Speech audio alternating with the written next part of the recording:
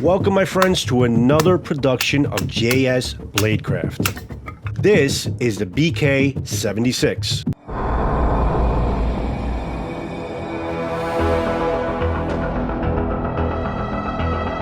It's a collaboration between KA-BAR, more specifically State and Union, and Ethan Becker, Becker Designs. It's a Becker KA-BAR collaboration. Before I go any further, guys, I just have to tell you, this particular knife, this BK76 in Magnacut, is on a limited run. They only made about 435 pieces of this knife. Once that 435 inventory runs out, they're not producing these anymore. For now, this is the only BK76 in Magnacut. I'll leave the link and see if you can pick one up. Becker is to KA-BAR as Harzy is to Spartan. There are certain collaborations out there in these knife companies, especially these American knife companies, that they just blend so well together. Becker and KA-BAR has been making some really amazing products. The BK, BK9, there's so many favorites from the BK line that people can actually call their favorite knives, their favorite outdoor knives to use. There's a lot of firsts for this knife. Well, not a lot, but a couple of firsts. State and Union is a custom shop within KA-BAR where they're producing knives and custom designs in-house. So this is only the second knife that they produced with Becker, and I'm sure there's going to be many more within the State and Union designs. So certain collabs really do work. And now that State and Union is at the helm and they're producing some in-house stuff, I'm really looking forward to seeing what they're going to produce with Ethan Becker Designs. This is literally the first edition in Magnacut. Any collaboration they've had coming out of KA-BAR and State and Union, this is the first knife that's coming out in the Magnacut steel. So that's pretty huge. And the fact that it's also a Becker knife in Magnacut is pretty huge as well. I just like the whole concept of State and Union of KA-BAR kind of producing their knives in-house. The knife was basically designated as being a camp knife, an outdoor type of camp knife. Now, what this knife is and what this knife isn't, I'll try to explain to you from using it.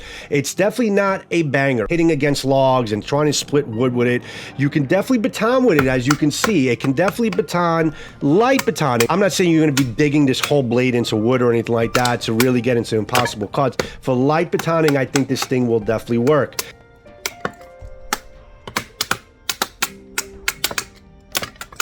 What this knife is a cutter. This is an everyday cutter in a outdoor scenario, in a camp scenario, or even just basically an everyday scenario. This is definitely going to be a slicer and a cutter. That's where this knife definitely excels. Other than bushcraft, is a knife that's going to give you superior edge retention. Sharpness level, I would say it really is a good solid 8, 8.5, probably a 9, I would say, in sharpness. It came very, very sharp out of the box. But I run it through my edge sharpener test from Sharp, and I ran it through that system, and it came to an edge sharpness of around 161, which is pretty damn sharp. And if you look at the chart, that's pretty much in the realm of razor blade type of sharp, and that's the factory sharpness of this knife right out of the box. And you can see how it's slicing paper. It's definitely very, very sharp the way they gave it to you. And I love to get sharp knives, especially if they're selling it off as a Magnacut. You want it to start off with a superior sharp edge, and it did.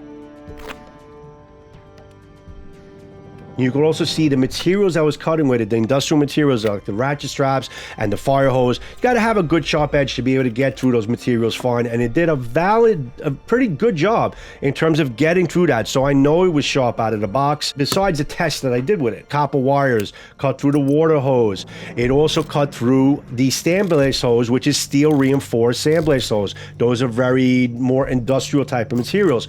And what we're doing there is just trying to test the edge retention of the knife, trying to test also the heat tempering to see if there's going to be any chips or anything that develops on the knife.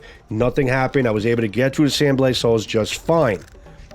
The more abusive test then now is also cutting into tire of doom, because I did, kind of chip a couple of edges on this tire, basically cutting through it. But I was cutting through the tire. It's a steel reinforced tire, and I was cutting through it just to really put a lot of pressure on the edge retention and the heat tempering, just testing the overall construction and feel of the knife to see if it can get through those materials and if the edge can kind of just come back to, go back and cutting without any problems.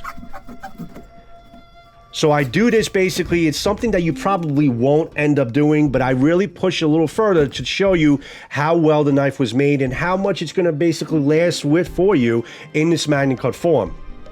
And I gotta say, after inspecting the knife, it looked fine. The edge is immaculate, no chips, no rolls. The tip was fine from banging it with the batoning and stuff, doing the light stabbing. Everything is absolutely fine. The Magnacut so far really impressed me in terms of it not sustaining any damage whatsoever, and even the blade didn't sustain any scratches from going through the steel belted stuff. So really impressed so far with the edge and the edge retention, because I did some cutting afterwards, and it did do cutting like it did from the first time. It actually felt like it was cutting even better. It's almost like the knife kind of needed to warm up a little bit, and it felt like it was cutting just as good, if not better, than when I first took it out of the box, even after cutting through that steel belted material. In terms of the handle comfort, I would probably give the handle comfort somewhere around like a 6.5. It is comfortable in the hand. As far as the hot spots, I did discover one tiny hot spot, and that's right here. You have the pin here. You can kind of feel there is a little bit of abrasion here where you can feel with your fingertips, but I didn't think I would feel it with my hands. But as I was really working with it and really clamping down on this thing to do a lot of the cuts that I was doing with it, because I did a lot of cutting with it, I did feel a little in the unfinished kind of screw hole here, kind of digging with my skin going in there. It did give me a little bit of uncomfort, not to the point where I couldn't use it anymore. It was fine, but I did notice that where you can see it. It could have been kind of brushed down a little bit more, or they could have kind of swelled this a little bit, indented the holes a little bit, and you wouldn't feel it at all, and it would even make it even more comfortable. But yeah, this as is though, I was able to do all the cutting I was able to do. It was fine. But that's a small improvement they can make if they're going to come out with another rendition of this. I would recommend that little thing. But other than that, perfectly comfortable in hand, and it did everything I needed it to do fine. I took it more into the forest just to try and show you basically how it handles in different environments. The question you're going to have to ask yourself in order to choose the perfect bushcraft knife: is the steel going to be corrosion resistant enough to handle a place like this in the woods? Now listen, I'm just going on a mountain trail bike ride right now, and I happen to have in my backyard some really beautiful woodland areas. But if you're going camping for 2-3 days at a time and you need to have a knife at your side, a bushcrafting knife, will Magnacut, or even 3V, which is a close second or close first, depending on who you speak to, would Magnacut be the perfect choice for a bushcraft knife, considering how corrosion resistant the stainless steel properties of the Magnacut is, along with the fact that basically if this is the knife in your pocket and you're bushcrafting and you're camping with it, the edge retention is going to be ultra important, especially when you just maybe have a field sharpener with you just to hone it up. You need to have to make sure the knife is be able to stand the test of the elements that you throw at it, and also stand the test of basically the edge retention holding up during your entire camping trip. Magnacut steel is going to be something that I think a lot of bushcrafting knife companies or people who produce bushcraft, they're going to probably look into Magnacut steel, because Magnacut, it has stainless steel properties. So the corrosion resistance of Magnacut in terms of resisting rust is so far superior than any other steel out there, from what I understand. And if with the HRC being as high as it is and having the edge retention, Magnacut steel is probably one of the more perfect steels that you can put on a bushcrafting knife. Now the knife itself is around 4.88 inches. Again, a very handsome looking knife. It is their first run in KA-BAR and State and Union and Becker with Magnacut, and it's pretty damn cool, and I'm really happy to have this in my hands to be able to show it to you. The grind is flat. It's an overall of 9.25 inches. Again, the Rockwell is about a little under 62. Beautiful fit and finish, beautiful blue denim micarta handles. Love the tank stamp of the State and Union BK76. The sheath is wonderful. It's kind of a Kydex polymer type of sheath.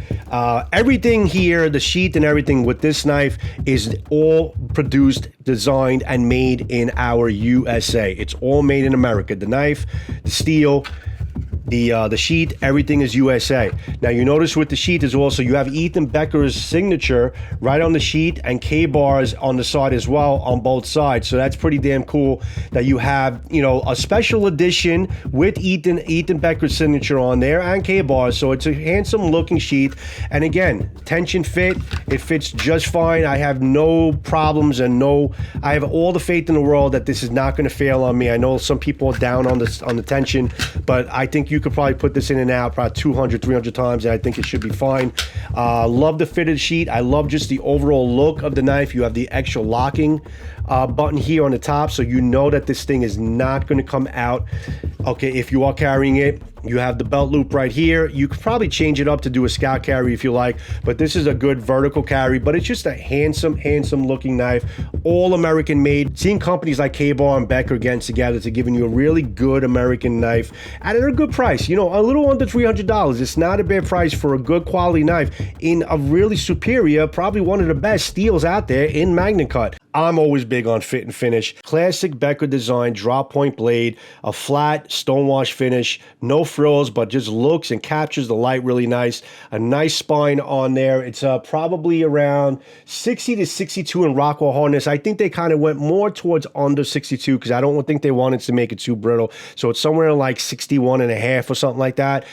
From speaking to John on Blade Talk, that's what they were gearing towards, to get right under 62 as far as the HRC. A knife that you can basically make up amp stakes with ease. It's definitely a finesse type of knife that you can choke up on and do a lot of fine work with it. With this edge, okay, that is not going to fail you. You can basically make many camp stakes. You can make many different type of notches, and this is going to be your utility camp knife that's going to handle all of these small slicing and endurance tasks that you would need a knife to do during camping.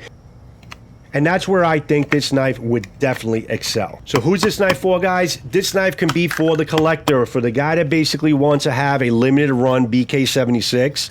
This knife could also be for the outdoor camper, okay? The person who basically wants to have a good, reliable knife, corrosion resistance, rust resistance, something that's going to stay sharp, that's going to be able to come out of his pocket or come off the side, be able to cut anything they need to cut throughout their camping trip. And this could also be a knife for someone who just wants to carry a nice looking knife from BK, from KA-BAR, American made, comfortable in the hand, sharp looking, and that's going to basically last a very long time before they need to maintain it. I think it's a very well done knife, great fit and finish. I think if you just kind of know your limitations with the knife and know what you can do and what it was built for, I think you're going to be very happy with the knife in its present state. I think it's great, and it's great to have Magnacut at your fingertips when you need it in a BK knife, which is cool. A Becker design knife in Magnacut, I think, is definitely a great thing to have. It did drop a little bit, obviously, but it's still in the realm, in the razor sharp realm. So it still kept its sharpness pretty well, which is impressive, because understand that I was cutting through materials that are steel belted a lot. So basically that had to diminish the edge a little bit, but the fact that it still held that much edge retention, it's still as sharp as it is, I think is a testament for how good the Magnacut really lasted. Impressed by the look, impressed by this addition of this BK76 from KA-BAR, impressed by the Magnacut steel, and impressed by the edge retention and how much this thing lasted. And it was fun to use. Again, couple caveats with the handle, but other than that, perfectly nice looking knife. Looking forward to seeing what State and Union has in store with Ethan Becker Designs. Guys, thanks for watching. I understand that your subscription to my channel, if you're a passive buyer, helps me out a lot to grow. And it also, a like and a share would also help me. I'm trying to grow my channel to 10,000 subscribers. I need your help to do it, and thank you for all of your support.